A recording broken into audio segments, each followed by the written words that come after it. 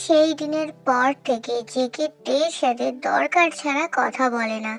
জেকের দেওয়া সেই ছোট ছোট আদরগুলো তে এখন বড্ড মিস করে। তে বাড়িতে থেকেই পড়াশোনা করে, শুধুমাত্র পরীক্ষা দিতে সে স্কুলে যায়। নিজের পড়াশোনা কমপ্লিট করে তে জিনের রুমে আসে। জিমিন বাড়িতে নেই, তাই গল্প করবে বলে সে জিনের রুমে এসেছে।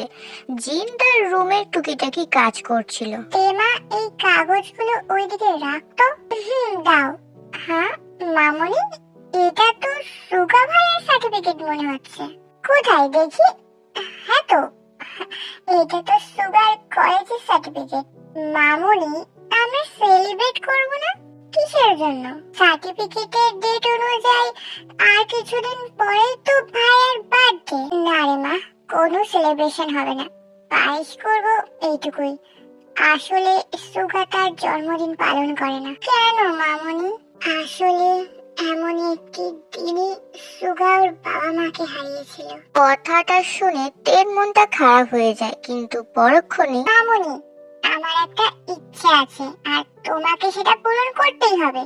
আমি ভাইয়ার জন্মদিন পালন করতে চাই। তে ঠোঁট পাউট করে মায়া ভরা দৃষ্টিতে কথাগুলো বলে। জিন কি রাজি না হয়ে পারে?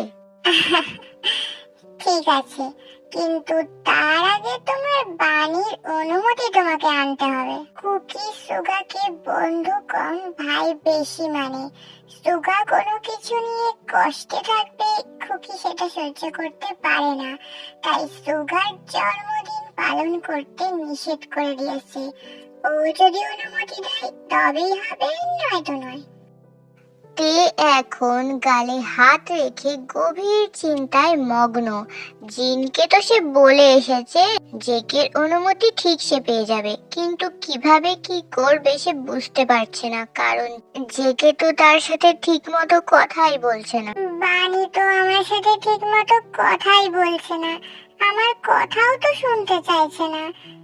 কথা যদি বলতে না পারি, অনুমতি চাইবো কিভাবে?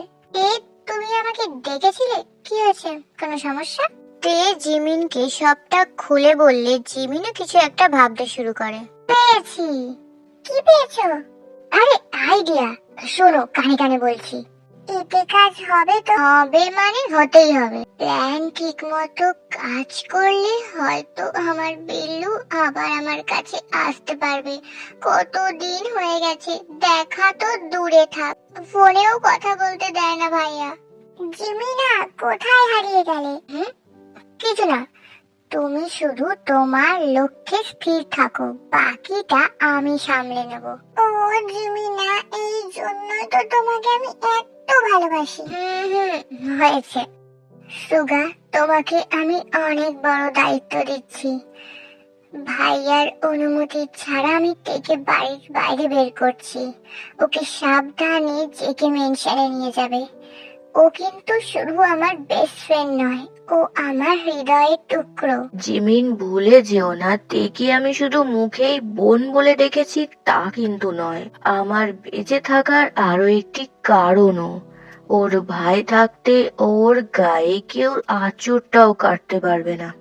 সাবধানে থেকো, আসছি মুচি। ভাইয়া, আমার না খুব ভয় করছে। হয়তো আমারও করছে। সিংহের গুহায় জেনে শুনে এসেছি যে ওই মাফিয়াটা যদি একবার জানতে পারে এইসবের পেছনে আমি আছি। ভাইয়া, তুমি যদি এমন করো, চলো ভাইয়া আমরা ফিরে যাই। তে বোন আমার, তুই এখন অনেক কিছু বুঝিস, আগের থেকে অনেক ম্যাচিওর হয়েছিস, তাই তুইও জানিস আর আমিও জানি এখন আর পিছিয়ে যাওয়া যাবে না। সুগা তেকে সবটা ভালো করে বুঝিয়ে সেখান থেকে চলে যায়। যাওয়ার আগে মেনশনের ভেতরে থাকা সমস্ত গার্ডসদের বাইরে পাঠিয়ে দেয় পাহারা দিতে। অন্যদিকে জেকি অফিসের কিছু ফাইল চেক করছে, তখনই দরজায় কেউ নক করে। ফাইলের নজর বোলাতে বোলাতে বাইরে থাকা ব্যক্তিকে ভেতরে আসার অনুমতি দিয়ে দেয়। বানি, পরিচিত কণ্ঠ পেতে জেকে সে ব্যক্তির দিকে তাকায়। তুমি এত রাতে? কে নিয়ে এসেছে তোমাকে এখানে? আমাকে কিছু না জানিয়ে তোমার এখানে আসা? ড্যাডি, এত কথা কেন বলছো? আমাকে কেমন লাগছে সেটা তো আগে বলো। এতক্ষণে জেগে খেয়াল করলো তে শাড়ি পরেছে, তাও আবার ব্ল্যাক কালারের পাতলা একটি শাড়ি, যাতে তের শরীরের গঠন দৃশ্যমান। কিন্তু হঠাৎ জেগে প্রচন্ড রেগে যায়, তের গলা চেপে ধরে। তুই এভাবে বাড়ির বাইরে বের হয়েছিস, গার্ডসদের সামনে দিয়ে তুই হেঁটে এখানে এসেছিস, সবাই তোকে দেখেছে, সেই দিনের কথা এত তাড়াতাড়ি ভুলে গেলি? তে নিজেকে ছাড়ানোর বিন্দু মাত্র চেষ্টা করছে না, এক দৃষ্টিতে জেকের দিকেই তাকিয়ে আছে। যেদিন থেকে তে নিজের অনুভূতিগুলোকে বুঝতে শুরু করেছে, সেই দিন থেকে জেকের সাথে একটু কথা বলতে তার স্পর্শ পেতে মরিয়া হয়ে উঠেছে। জিন সেই দিনের পর থেকে নানাভাবে তেকে সাহায্য করেছে, যাতে তে নিজের অনুভূতিগুলোকে বুঝতে পারে। তে এখন বোঝে জেকের স্পর্শগুলো তার কাছে কেন এত ভালো লাগতো, কেন সে সেই ছোট ছোট আদরগুলো পাওয়ার জন্য রাতের অপেক্ষাটুকু করতে চাইতো না। জেকে তের প্রতি কতটা যত্নশীল তে এখন বোঝে। ওই ঘটনার পর থেকে জেকে কিছু সময়ের জন্য জিকুক মেনশনে আসতো, আবার চলে যেত। পড়াশোনা নিয়ে টুকিটাকি কথা বলা ছাড়া তের সাথে আর কোনো বিষয়ে এসে কথা বলতো না। কিন্তু 2 দিন হতে চলেছে জেকে জিকুক মেনশনে যায়নি। তোমার রুমে গিয়ে পোশাক পরিবর্তন করে এসো, আমি গার্ডসদের বলে দিচ্ছি তোমাকে দিয়ে আসবে। জেকে তের চোখের দিকে তাকাচ্ছে না, কারণ সে জানে এই মেয়ের চোখের দিকে তাকালে সে দুর্বল হতে বাধ্য। কিন্তু জেকে এত সহজে গলে যাবে না। জেকে তের উপরে রেগে নেই, অভিমান করেছে। তে কেন তাকে ছেড়ে যাওয়ার চিন্তা করলো, কেন নিজেকে আঘাত করলো, এইসবই তার মাথায় ঘুরছে। ড্যাডি, তুমি এত রাগ করো না। আমি চাদর দিয়ে নিজেকে ঢেকে তারপরে এসেছি। শুধু রুমে আসার আগে আমি চাদরটা খুলেছি। আর বাড়ির ভেতরে তো গার্ডস নেই, আমি সকল গার্ডসদের বাইরে পাঠিয়ে দিয়েছি পাহারা দিতে। জেকে বাঁকা হাসে, তের কানের কাছে মুখ নিয়ে গিয়ে ফিসফিস করে বলে, মাফিয়া কিং এর চোখকে ফাঁকি দেওয়া এত সহজ নয় প্রিন্সেস। একটা মশাও এখানে আমার অনুমতি ছাড়া প্রবেশ করতে পারে না। তাছাড়া মেনশনের চারিপাশে সিসিটিভি ক্যামেরা লাগানো আছে। তার মানে তুমি জানতে আমি মেনশনে এসেছি, তাও তুমি এমন করলে? কেন করলে? তে আজকে ঠিক করে এসেছে, নিজের লক্ষ্যে না পৌঁছানো পর্যন্ত সে হাল ছাড়বে না। আহা, যা করছো ভেবে করছো তো? তুমি কিন্তু আর সেই ছোট্টটা নেই, তুমি এখন সবই বোঝো। হুম। কি হুম? যেটা চাইছো সেটা হবে না। I am sorry. আমি সেদিন বুঝতে পারছিলাম না কি করব। আমার শুধু মনে হচ্ছিল আমি না থাকলে সব ঠিক হয়ে যাবে, আর এমনটা হবে না। প্লিজ ক্ষমা করে দাও না। পাখি, তুমি জানো আমার ঠিক কতটা কষ্ট হয়েছিল? মনে হচ্ছিল কেউ ছুরি দিয়ে আমার বুকে আঘাত করেছে। আমি তোমাকে অনেক ভালোবাসি পাখি, তুমি কেন এমন একটি কাজ করলে, কেন নিজেকে আঘাত করলে? জেকে আর কিছুই বলতে পারলো না, কারণ তে জেকের ওষ্ঠটায় আঁকড়ে ধরেছে। সাথে সাথে জেকের সমস্ত রাগ অভিমান গলে জল হয়ে গেল। তেকে আরো একটু কাছে টেনে নিয়ে আসলো। তে এখনো ঠিক মতো এই কাজটি করতে পারে না। বেবি, তুমি এখনো এই কাজটা শিখতে পারলে না? বাইরের কেউ জানলে আমাকে নিয়ে তো হাসাহাসি করবে, বলবে জিয়ন জাংকুক তার প্রিয়তমাকে সামান্য একটা কাজ তাও শেখাতে পারলো না। বলে জেকে দায়িত্ব সহকারে চুম্বনের পদ্ধতি শেখাতে শুরু করলো। টানা 25 মিনিট পর চুম্বনের ক্লাস শেষ হলো। তুমি তখন জানতে চেয়েছিলে না তোমাকে কেমন লাগছে? বলে জেকে তের উন্মুক্ত পেটে ঠোঁটের স্পর্শ করে। একদম মিসেস জিয়ন, কিন্তু বেবি এটা যে আর থাকবে না।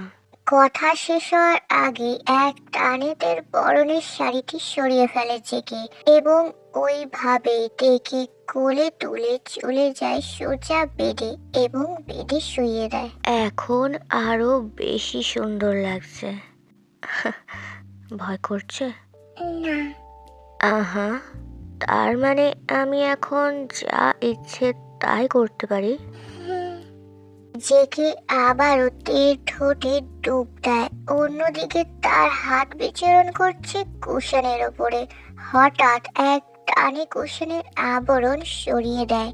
তের লজ্জায় চোখ খিচে বন্ধ করে ফেলে। ও জান, তুমি এত সুন্দর কবে হলে? জেগে আর সময় নষ্ট না করে কুশনে মুখ ডোবায়। বেশ কিছু সময় পর তেকে উঠিয়ে নিজের কোলে বসায়। জান, কিছু কি ফিল করতে পারছো? বাচ্চাটা কান্না করছে। ওর কান্না যে তোমাকেই থামাতে হবে। না, আমি পারবো না। পারতে তোমাকে হবেই। তোমার প্রতি সেকেন্ডের খবর আমার কাছে আসে। আর আমি এটাও জানি এখন তুমি এই সব কিছু সম্পর্কে খুব ভালো করে জানো। তাই নিজের দায়িত্ব পালন করো। তোমাদের মনে হতে পারে তে কিভাবে এইসব বিষয়ে জানলো। তো তোমাদের বলে রাখি যে তোমাদের নিশ্চয়ই মনে আছে ইউনমিনরা যখন রোম্যান্স করে তখন তারা ভুলে যায় ডোর লক করতে। তো তখন থেকেই কিন্তু তে এইসব ব্যাপারে একটু একটু করে জানতে শুরু করেছিল।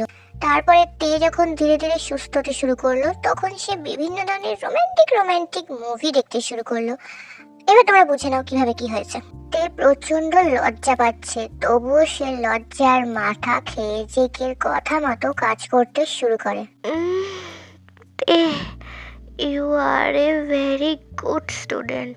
তে নিজের দায়িত্ব পালন করতে শুরু করে এবং একটা সময় পর বাচ্চার কান্না থেমে যায়। আমি জানি বেবি, এখন তুমি কি চাইছো, কিন্তু এটা সঠিক সময় নয়। তুমি এখন খুব ছোট আর সামনে তোমার এইচএস। একটু আগে মনে ছিল না তোমার তে পাখি ছোট, বয়স অল্প, কি লুচু দেখেছো সোনা পাখিরা? যাই হোক, গল্পে ফিরি। Daddy please. আমি আছি তো সোনা, সব ঠিক হয়ে যাবে। জেকে টেকে নিয়ে ওয়াশরুমে চলে যায় এবং শাওয়ার ছেড়ে দেয়। একটু অপেক্ষা করো জান, সব ঠিক হয়ে যাবে। আর এমনটা কখনো করবে না। আমাকে পেটে তোমাকে কোনো কৌশল অবলম্বন করতে হবে না। আমি পুরোটাই তো তোমার আর তুমি পুরোটাই তো আমার। সঠিক সময় হলে আমি নিজেই তোমাকে আমার করে নেব। একটু অপেক্ষা করো। পারবে না আমার জন্য একটু ধৈর্য ধরতে? পারবো। আমার বাচ্চাটা, আই লাভ ইউ পাখি। লাভ ইউ টু বানি।